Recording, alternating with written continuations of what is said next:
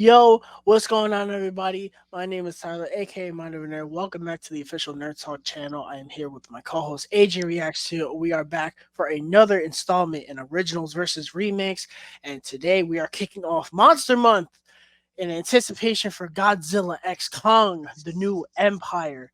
And today we are covering two of many Godzilla movies. And this video we're kind of cheating because this isn't necessarily a remake of a Godzilla movie, but there basically we kind of treated it as well. There's a Japanese Godzilla and then there's an American Godzilla. So it Gojira. basically it's an original and a remake. It's not the same thing, but it is. Without further ado, let's get into it, starting with Godzilla 1954, or Gojira as it is known in Japan. It is directed by Ishiru Honda. I'm sorry if I pronounced that wrong. I apologize. And it tells the story of this, basically, long story short, there's a big fire breathing lizard that comes out of the water in Japan, and they gotta figure out what to do with it. That's basically the gist of it. So, I hadn't seen this movie until Godzilla versus Kong was coming out. I was on a huge monster kick. I watched the original Godzilla, I watched the original King Kong, I watched the 1990 whatever Godzilla, which we will not be talking about because that movie is an abomination. Um, and I watched the Peter Jackson King Kong. I watched like all this stuff, and I was actually excited to watch this because I was like, oh, it's the original. It's kind of the same feeling I had when I watched the Universal monster movies for the first time. I was like, yo, like this is what started it all. And when I watched it, I was like, eh, eh, it's of its time. And watching it now, it's of its time. Like we definitely would not have all these Godzilla movies without this one. We wouldn't have the amazing Godzilla minus one, which just won best VFX at the Oscars, by the way. So congratulations to them.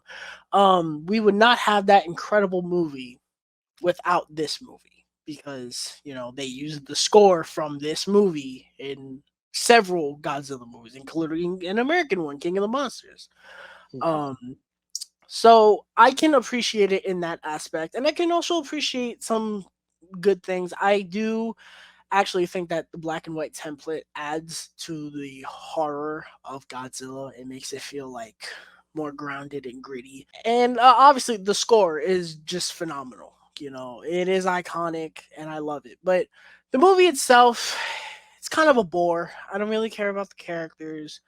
And unfortunately, this is one of those Godzilla movies where I'm just waiting for him to eat everybody. That that's it's unfortunate, but that's how I feel with this movie. This isn't my Godzilla. My Godzilla is either the one we're gonna talk about or minus one. So I guess E for effort. This movie walked so many Godzilla movies can run. AJ, what are your thoughts on the original Godzilla? I have a lot of the same feelings and thoughts that you do. I appreciate the practical effects and practical filmmaking, even if they're models. I really liked there was this sequence where is like a electricity tower, and Godzilla breathes his fire or its atomic breath, and it like kind of melts, and you could tell that like it's practical and it's like done on like either like a set or a model or something like that. It's actually really interesting to see these older movies get into practical effects like that. Um, but overall, the movie, I agree, it's kind of a slog to get through. The characters just are not, they're not charactering, so to speak. I can't really connect with anyone in the film, but um, you know, not a whole lot of things in this movie really stand out. But like you said, once again, it is the blueprint, the foundation for these films, and if it wasn't made, none of these. I don't even really know how many Godzilla films there are. I think they're like They're in the 20, 20s. 20. Yeah, like what, sheesh. So it did set that foundation, and I appreciate it for that. But you know, it's kind of dull as far as characters and like actually grabbing us and intriguing us. At the end of the day, it's fine. And some might say, "Oh, well, you're spoiled because of the new stuff," and it's like, well, the new stuff is just better. I'm sorry to tell you that, but it is. So, with that said, let's move on to Godzilla 2014, directed by Gareth Edwards, and this is a much, much different Godzilla movie. So this story tells the story of a man who he works for like a power plant or something, and this accident happens where his wife dies, and he thinks it's because of something, and he's on this journey to figure out what it is, and then we come to find out that it is a kaiju causing mayhem, and then Godzilla basically kind of comes to save the day, kind of, and everyone's kind of in peril, and they don't really know what's going on, and it's kind of just like a frantic goose chase, if you will. I described this movie so weird, but that's that's what it is. So I remember seeing this movie opening night. It's actually a very special memory. My brother, just on a whim, he was like, "Come on, we're gonna go see Godzilla." I was like, "What?" I was like, "Let's go." Saw this opening night, IMAX crowd, and this was when assigned seats weren't a thing. So we had to fight tooth and nail for seats. It was one of the best theater experiences ever. When Godzilla showed up, oh man, they heard us down the block. It was awesome. It was a great time.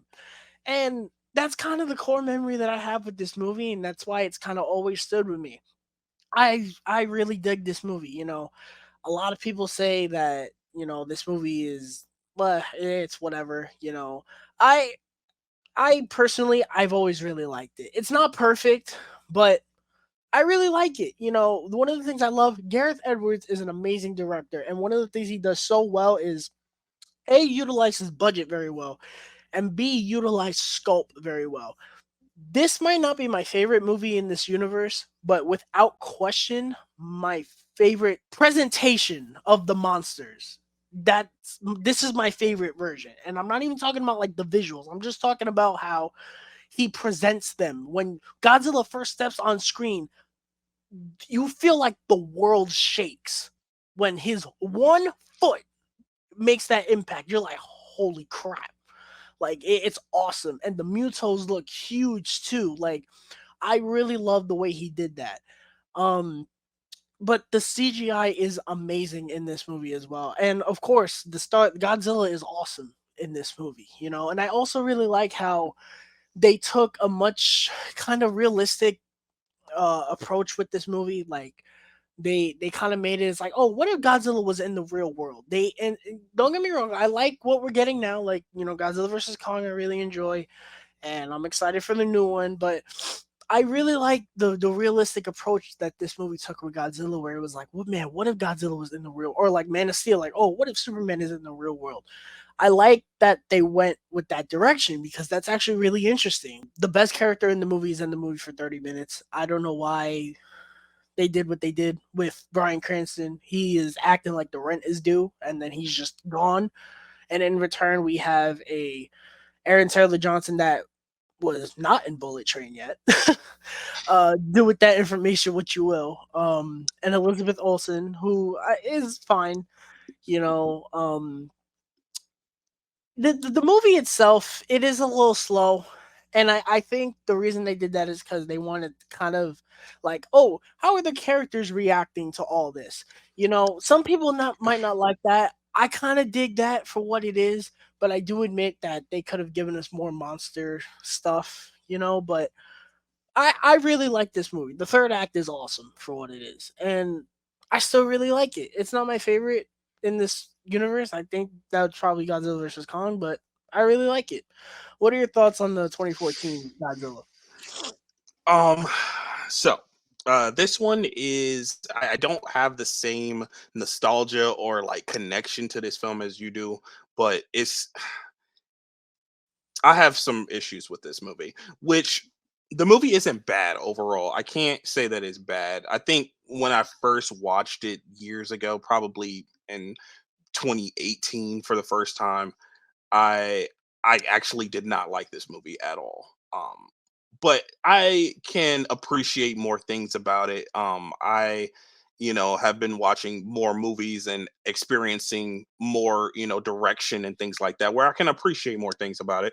Um you mentioned something like the scope of the film.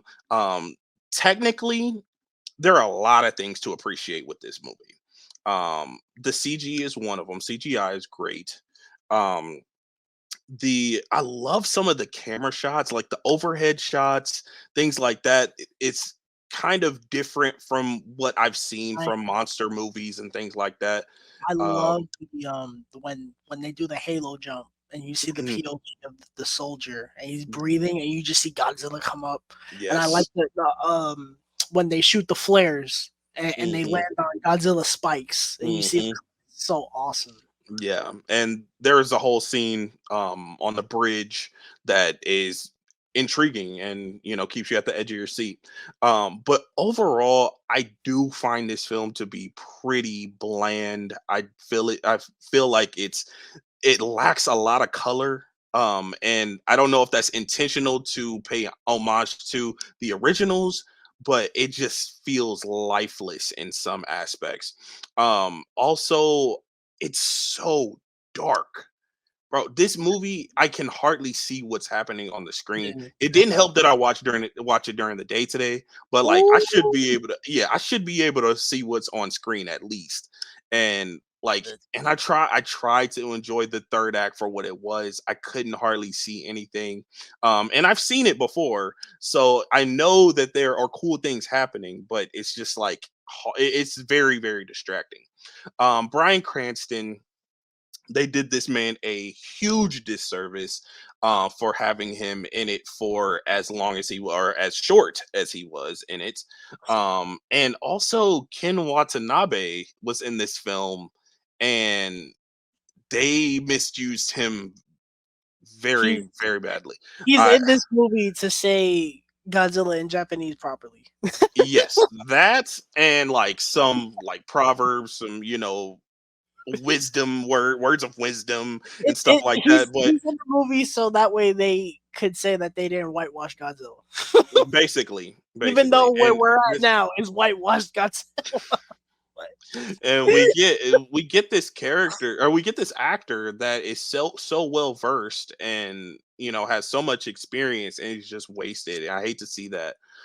Aaron Taylor Johnson and Elizabeth Olsen are very stale to me in this movie. I've seen both of them do so much better, which is one reason why I kind of like they're being pretty stale, because like Bullet Train, come on now, I think like Elizabeth Olsen does more than Aaron Taylor Johnson, she but she does. gets a She couple really good scenes. she does have more, a little bit more emotional depth, but there are things in this film, like there's a scene where Aaron Taylor Johnson's character is on a train, and then there's a little boy that gets lost, and he has to like try to get him to his parents, and I'm like, they're trying something, and it just doesn't quite land, because I'm like, This no, this dude, his character is like, soldier. yeah, That is it, yeah. bro. But there are some scenes with him and Elizabeth Olsen where he's like a little bit, lighter hearted or whatever. And I see them trying, but it just does not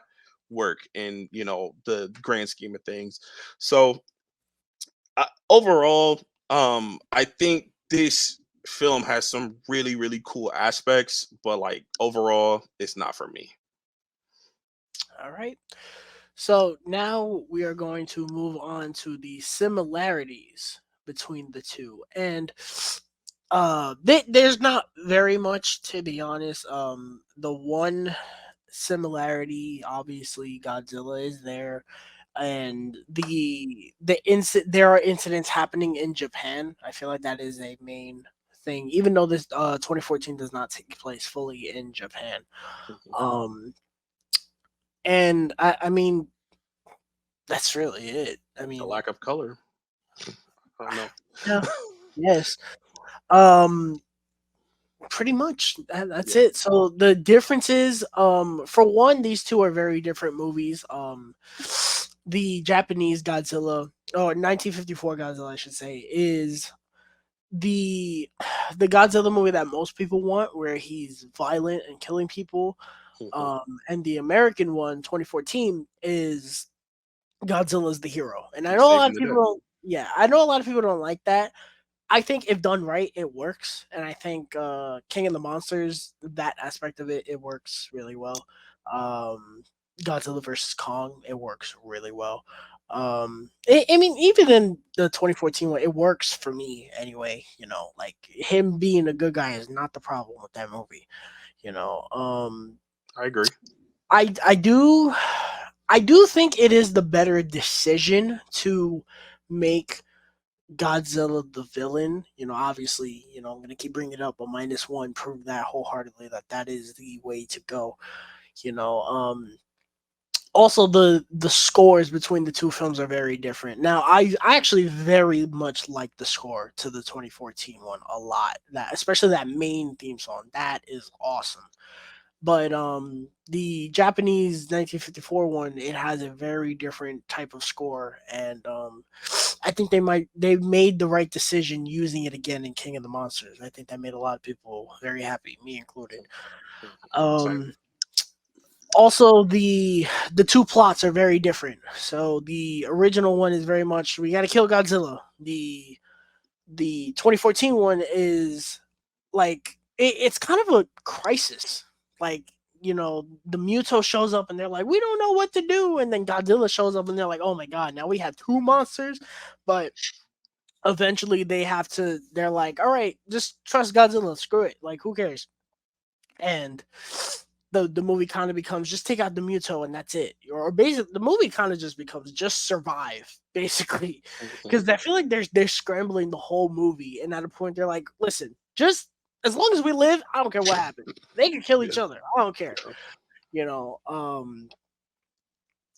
Also, this is a major difference. Godzilla's atomic breath is different in the Japanese one compared to the 2014 one. So in the Japanese one, obviously they couldn't do the atomic breath the way we see it now, but it is different. So I'm going to mention it. It's kind of like atomic mist. Hmm. It's not It's atomic like breath. air. It's like Yeah, atomic atomic air. air. Like he breathes and it's like, Yeah. you Yes. know, I was like, E for effort. It's like, all And right. then I in see the vision. 2021, obviously it's fire. Like Hmm. it's both Blue. fire and it is fire. Like it's dope. Mhm. Um they improve on it in King of the Monsters where it looks actually really cool. But yes, that is the major difference. I think we covered it. I think that I I feel like the characters are they believe it or not, I'm gonna side with 2014 on this one. I feel like the character they are trying with the characters and to give yeah. depth and trying to give something for us to cling on to and human characters, but they how I feel about that. Hmm. But yeah, they're trying there. In the original in 1954, it doesn't really feel like they really want us to care about the characters I kind of felt story. like they had the characters there because you have to have characters in a movie. Yes, yes, yep, Uh, all right. Now let's move on to which one we think is the definitive version. And for the first time in this series, we actually have different answers. So yes, for me, it is going to be the 2014 Godzilla. Now, do I think this is the best Godzilla movie? Absolutely not. Not even by a land shot. Again, for like the 20th time, Godzilla -1 is the best Godzilla movie. Go see it now. But I think of the two, this is the one I prefer because again, I just prefer if you're gonna compare the styles, I just prefer this more. Like, you know, I prefer Godzilla beating up monsters and it, you know, it looks cool and it doesn't feel like insanely boring to me. So that's my definitive version, but even I can acknowledge this is not the best Godzilla movie, but it's my best of these two. Yeah. I will say I don't love either one of these movies, which is sad to say because I love Godzilla. That's hard to say.